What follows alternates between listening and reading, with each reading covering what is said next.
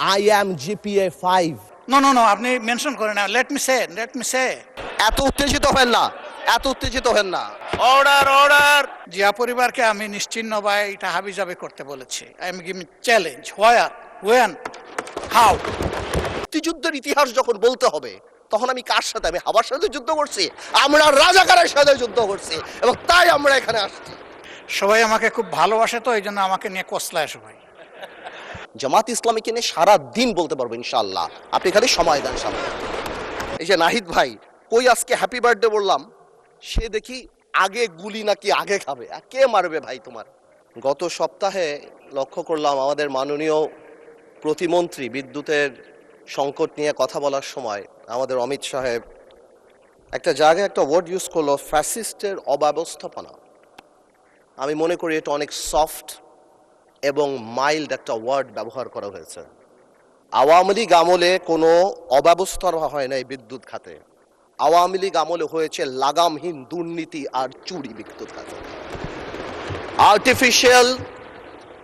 Artificial crisis create করা হয়েছে মাননীয় স্পিকার।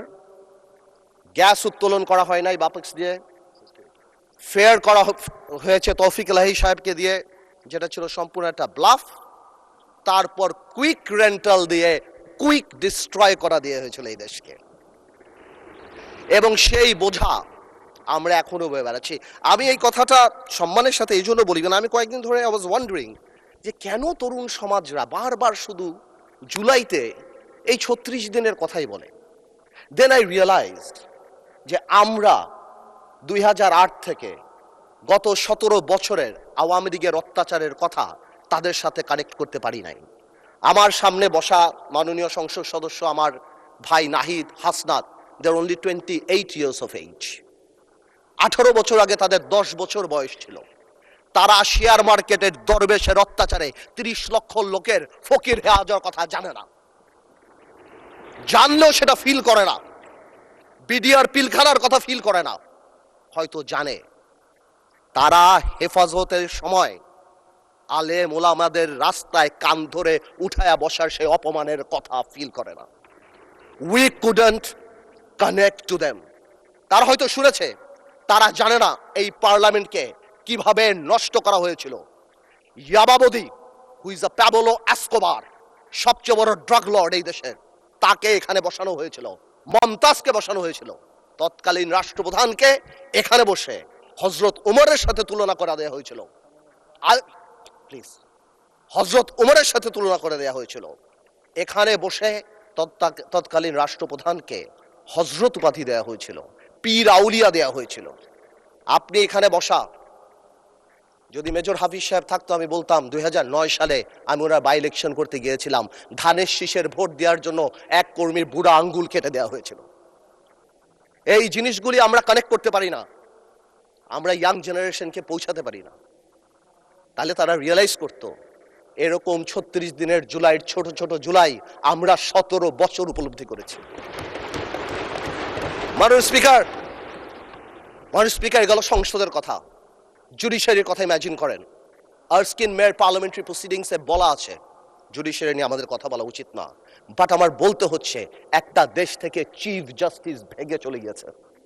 কি পরিমাণ ইন্টিমিডেশন, কি পরিমাণ প্রেজুডিশিয়াল এফেক্ট, সেটা আর অন্যান্য হাইকোর্টের জাস্টিস রূপে পড়া হয়।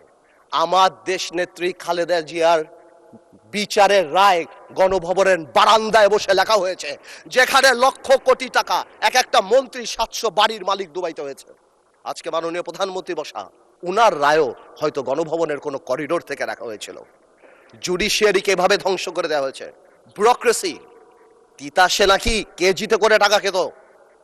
ওয়াসার এমডি কে সরানোর জন্য হাইকোর্টে রিট করা হয়েছে, থাকসিন কি নাম তার। একটা বিসিএস পরীক্ষাতে বঙ্গবন্ধু শেখ মুজিবুর রহমানের ছবির পিছে যদি জাতির জনক না বলা হয়, তাহলে সেই পরীক্ষায় পাশ করানো হয় নাই। এরপরও ডিএনএ টেস্ট করে 15 লাখ টাকা ঘুষ নিয়ে তারপর বিসিএস এ চাকরি দেওয়া হয়েছে। এটা তো গেল শুধু এই সংবাদ মাধ্যম, চ্যানেল 1, দিগন্ত, ইসলামিক টিভি। পত্রিকার মালিকরা রাত্রে ঘুমাতে পারতো না। সামাজিক যোগাযোগ মাধ্যমে আমরা একটা ফেসবুকে স্ট্যাটাস লিখে 10 বার সেটা ডিলিট করতাম, চিন্তা করতাম এই বুঝি আইসিটি আমাদের ধরলো কিনা। ব্যবসায়ীদের কথা বলেন, বাংলাদেশের ব্যবসায়ীরা সব দলের সাথে সম্পর্ক থাকবে ঠিক আছে, কিন্তু কিছু ব্যবসায়ী ভয়ে চলে গিয়েছে। আমরা এও শুনেছি বড় বড় ব্যবসায়ীরা তৎকালীন সরকার প্রধানকে মা, আম্মু বলে সম্বোধন করেছে। কেউ কবিতা বলেছে, তুমি আমার প্রথম, তুমি আমার দ্বিতীয়। আপনারা শুনেন নাই? আমরা শুনেছি। হাউ ডিসগাস্টিং একটা দেশের সিস্টেম, কিভাবে শিক্ষা মন্ত্রণালয়। আপনি চিন্তা করেন, আপনি যদি if you go to YouTube and search IAM-GPA 5, আপনি লক্ষ লক্ষ ছেলেপেলেরা GPA 5 পেয়েছে যারা বলতে পারে না ইংরেজিতে যে IAM-GPA 5। এরা যদি বিদেশে যায় মাননীয় স্পিকার, এদেরকে শো ইউর পাসপোর্ট বললে এরা পাসপোর্ট বুকে নিয়ে শুয়ে পড়বে মাননীয় স্পিকার। আমি এই কথাগুলি কেন বললাম মাননীয় স্পিকার? আমি এই কথাগুলি এই জন্য বললাম, সিস্টেমেটিক্যালি এই দেশকে এমন ভাবে নষ্ট করা হয়েছে। The young generation must realise যেটা আমাদের দোষ। We couldn't connect to them, we couldn't connect to the Gen Z generation and tell them what atrocity been going on. আমরা কি ট্রমার মধ্যে থেকে 17 বছর গিয়েছি। আরেকটা রিজন বোঝা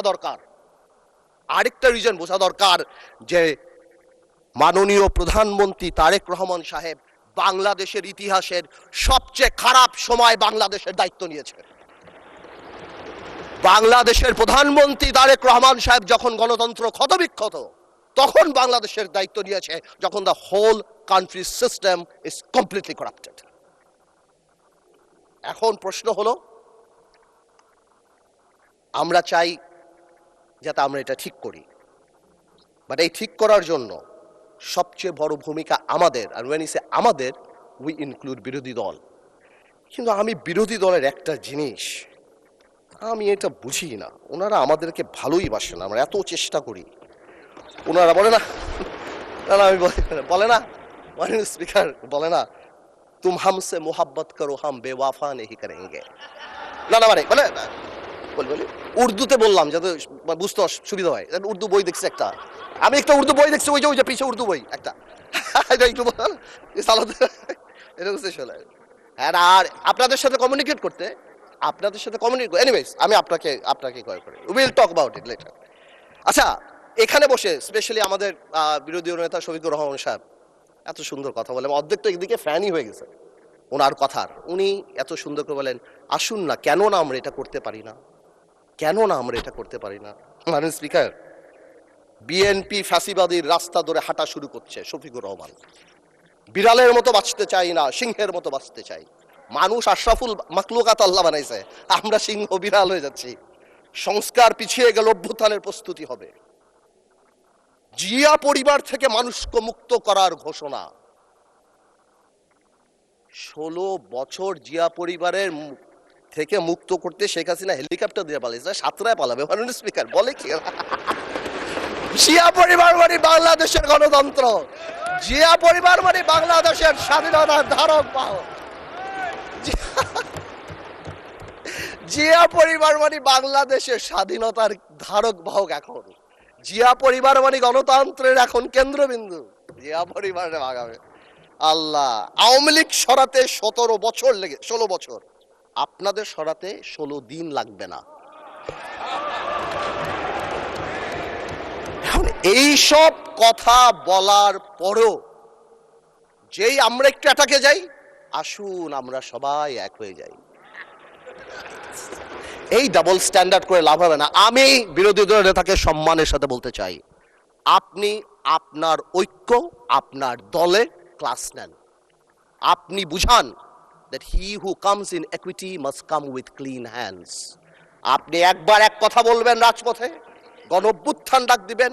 এই যে নাহিদ ভাই কই আজকে হ্যাপি বার্থডে বললাম, সে দেখি আগে গুলি নাকি আগে খাবে। কে মারবে ভাই তোমার?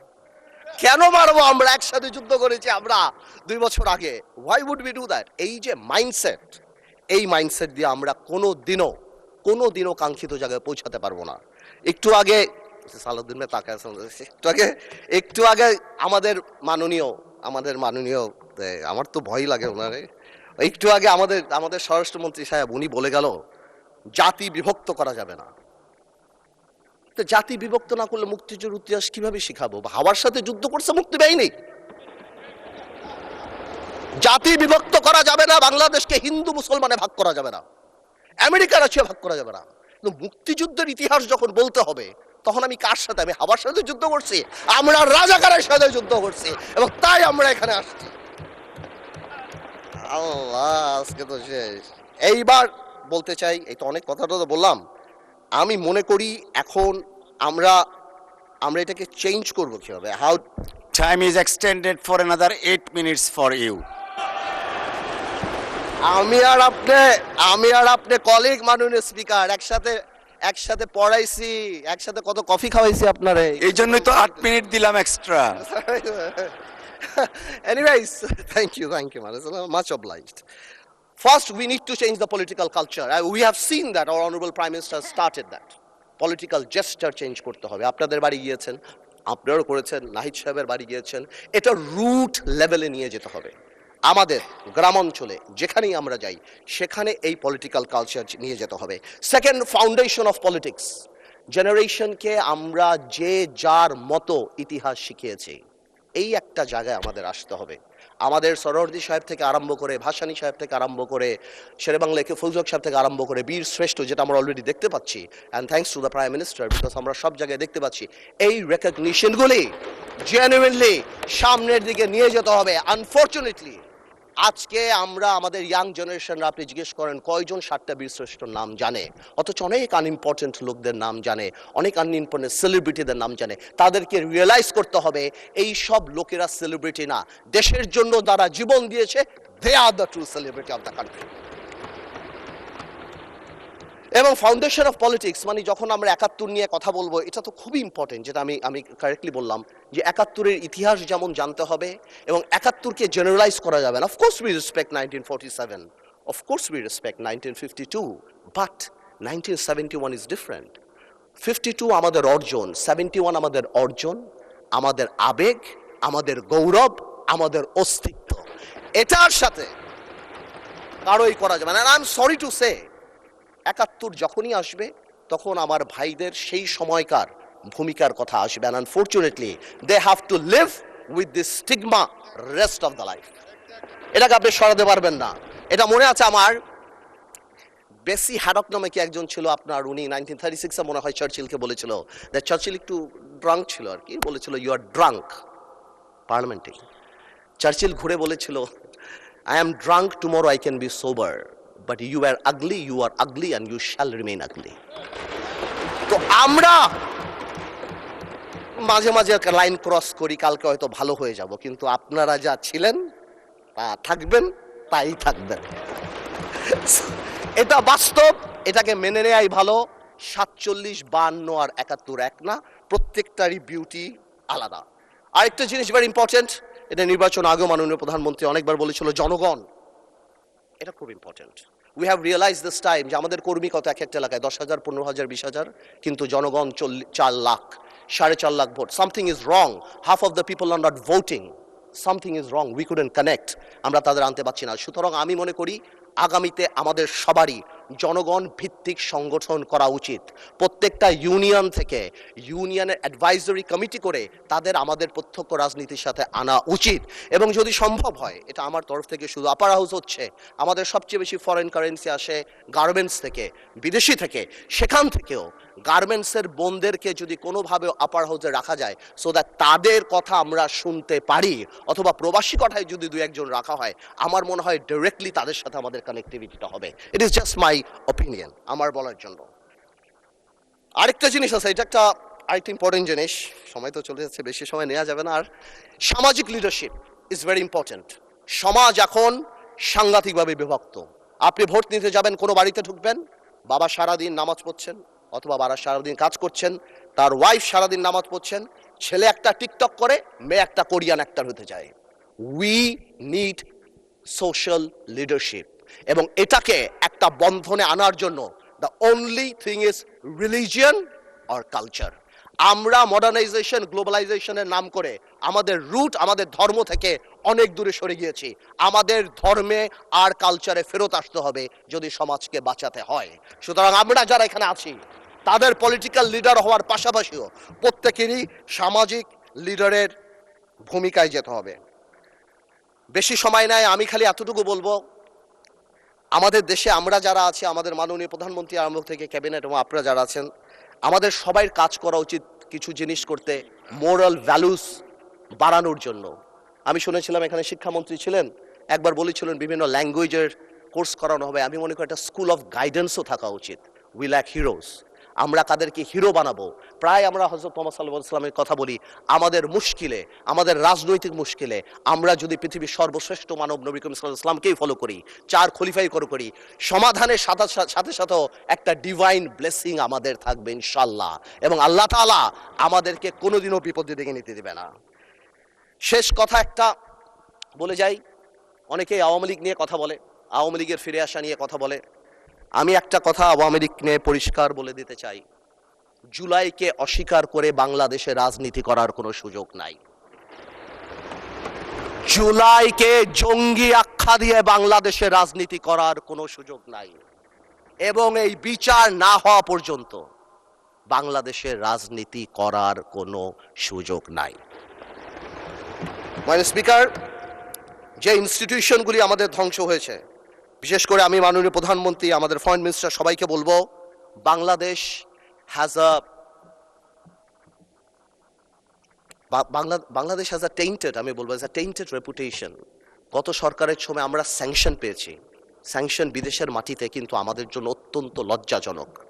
আমি আমার তরফ থেকে বলবো, এই র্যাবের প্রতি স্যাংশন, অর্থনৈতিকভাবে যেই জিনিসগুলি হয়েছে, যেভাবে আল জাজিরাতে আমাদের রেপুটেশন, আমাদের ব্যাংক লুট থেকে আরম্ভ করে and all Sheikh Hasina's man, এবং তারপর যেভাবে একটা মন্ত্রীর 700 বাড়ি, আমার মনে হয় এই জিনিসগুলিকে আমাদের রিকাভার করার জন্য আমাদের এনাফ কাজ করা উচিত। এবং যদি সম্ভব হয় মাননীয় স্পিকার, একটা ইকোনমিক ট্রিজন আইন পাশ করা উচিত, যে ভবিষ্যতে যাদের কর্মকাণ্ডের জন্য বিশ্ব পরিমণ্ডলে বাংলাদেশের অর্থনৈতিক রেপুটেশন নষ্ট হয়, তারা জানি দেশদ্রোহী হিসাবে বিবেচিত হয়। আমি 1 মিনিট আগেই ছেড়ে দিলাম মাননীয় স্পিকার, আপনাকে অনেক অনেক ধন্যবাদ। আপনাকে অসংখ্য ধন্যবাদ মাননীয় সদস্য। ইয়েস, মাননীয় বিরোধী দলীয় নেতা। পড়ছি মুসিবতে মাননীয় স্পিকার, সবাই আমাকে খুব ভালোবাসে, তো এই জন্য আমাকে নিয়ে কসলায় সবাই। আলহামদুলিল্লাহ, আমাদের ব্যারিস্টার পার্থ সাহেব, আমি শুনেছি উনি খুব ভালো ডিবেট করতেন, উনি প্রচুর ম্যাটেরিয়ালস নিয়ে এসেছেন। তো কিছু উনি সঠিক চালান দিয়েছেন, আবার কিছু একটু বেঠিক চালান দিয়েছেন। আগের দিনও এরকম একটু বক্তব্য পরে আমি পার্সোনালি ওনার দৃষ্টি আকর্ষণ করেছিলাম। উনি কার নামে কোর্ট করেছেন আমি ঠিক বুঝতে পারি নাই, কিন্তু ফাইলটা শুরু করেছেন আমার নামে। উনি বলেছেন যে আমি জিয়া পরিবারকে, মানে নো আপনি মেনশন করেন না, লেট মি সে যে জিয়া পরিবারকে আমি নিশ্চিহ্ন বা এটা হাবিজাবি করতে বলেছি। I am giving challenge, where, when, how, you have to clarify. আমি এই ধরনের র্যাকলেস কথা কারো নামেই বলি না, এমনকি শেখ হাসিনার পরিবারের নামে আমি বলি না। যে দুষ করবে তার সাথে যাবে বিষয়টা, অন্য কেউ বললে সেটা আমার নামে চালান হবে না। তা আমি ওনাকে অনুরোধ করব, বক্তব্যের মাধুর্য ছড়াইতে গিয়ে আমার উপরে যেন ভবিষ্যতে আর মেহরবানি করে এই ধরনের দয়া উনি না করেন।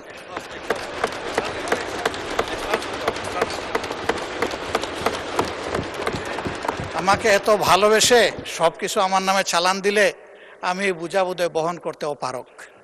কথা তো হয়ে গেছে। এক মিনিট, এটা আমি বলছি, এই যে আমার হাতে ডকুমেন্ট আছে, জিয়া পরিবার থেকে মানুষকে মুক্ত করার এনসিপির এক নেতা বলেছেন। আমি তো ওনার দাঁড়ান, এত উত্তেজিত হেন না মাননীয় স্পিকার, আমি বলছি এখনো, মাননীয় সদস্যবৃন্দ, নিজেই বলছি, মাননীয় আমি সদস্যবৃন্দ, বলছি যেটা তার কথা, আমি ওনার কথা বলি না। মিস্টার আন্দালিব রহমান, এক মিনিট একটু থামুন। অনারেবল মেম্বার্স, আপনারা বসেন দয়া করে। আমি তোর কথা বলি নাই, ওনার ঐক্যের কথা বলেছি, আমি তোর কথা বলি নাই। Order. Honorable members on my left side. Honorable member on my left side. Please take your seat. Honorable members on my left side, please take your seat.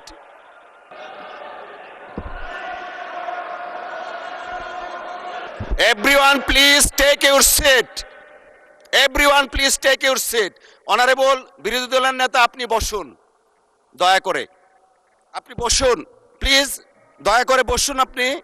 আপনি একটু বসবেন, তারপরে of course we need your help, but আপনাকে এখন একটু বসতে হবে, আমি কিছু কথা বলবো প্লিজ। মিস্টার আবিদিন, প্লিজ আপনি বসেন। মাননীয় সদস্য, আপনি বসেন। লিডার অফ দ্য হাউস আছেন, honourable leader of the house as well as opposition leader. একজন মাননীয় সদস্য বক্তব্য রাখছেন।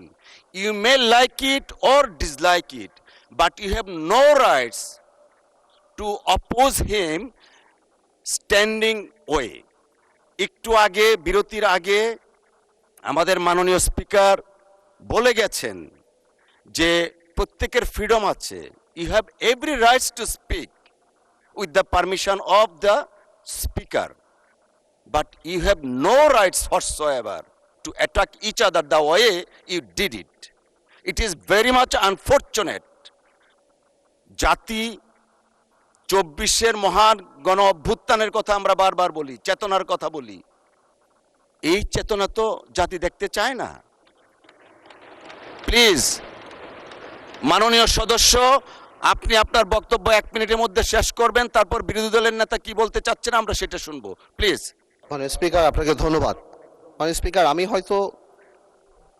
হয়তো আমরা তো এখানে 1 বছরের জন্য আসি নাই, অনেক সময়ের জন্য আসছি, আমরা একসাথে রাজনীতি করি।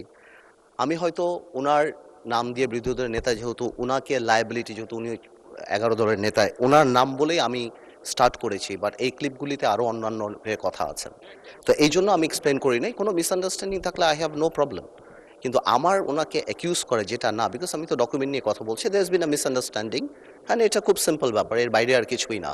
আমার ওনাকে এখানে অ্যাকিউজ করার, আজকে ডিজিটালাইজেশনের সময় এটা সম্ভব না। আমি যদি মিথ্যা কিছু বলি তাহলে এটা নর্মালি বের হয়ে যাবে। আর আমার এখানে অনেক কিছু বলার আছে যেটা আমি আগামীতে বলবো। আজকের অ্যাটিটিউড দেখার পরে আমার মিথ্যা বলার দরকার নাই। জামাত ইসলামীকে নিয়ে সারা দিন বলতে পারবো ইনশাআল্লাহ, আপনি খালি সময় দেন সামনে। ধন্যবাদ মাননীয় সদস্য। মাননীয় বিরোধী দলের নেতা। মাননীয় স্পিকার, আপনাকে ধন্যবাদ। না, আমি বেশি কিছু বলার জন্য দাঁড়াইনি। আমি শুধু এটা বলেছি যে এই ফ্লোরে দাঁড়িয়ে যখন কোনো ডকুমেন্ট হাতে নিয়ে আমরা কোনো রেফারেন্স দেব, that should be clear and appropriate.